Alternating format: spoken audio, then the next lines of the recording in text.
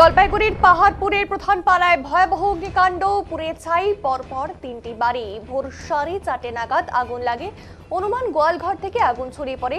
দেখতে পাচ্ছেন সেই ভয়াবহ অগ্নিকাণ্ডের সেই ছবি কিন্তু আমরা তুলে ধরেছি এবং জানাবো পুড়ে যায় গরু, ছাগল, একটি মোটর বাইক, বাড়ির দলিল, এমনকি সরকারি খড় পাওয়ার জন্য প্রথম কিস্তির টাকাও আগুনে পুড়ে নষ্ট হয়ে গিয়েছে। সর্বশান্ত 3 পরিবার।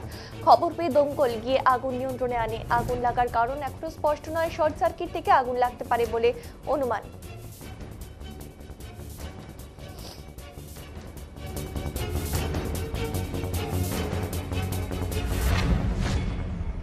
আমি ঘুমের তার সবার ঘুমের ঘরে ছিলাম। ঘুমের ঘরে মানে ভোর আজান দেয় যখন, তখন উঠে দেখি গোয়াল ঘরের সেই আগুনের কী করে লাগলো আমরা বুঝতে পারি। 3টা বাড়ি পুড়ে গেছে। ক্ষতি পরিমাণ তো অনেক কিছু পুড়ে গেছে। গরু, ছাগল, মানে ঘরের সোনা দানা, গাড়ি টাড়ি যা ছিল সমস্ত পুড়ে গেছে। গ্যাস সিলিন্ডার পুড়ে গেছে। গ্যাস সিলিন্ডার ব্লাস্ট হয়েছে।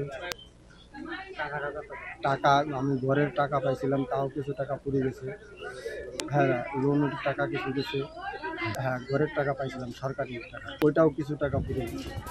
ক্ষতির পরিমাণ হয়তো 15-20 লাখ টাকা মতো।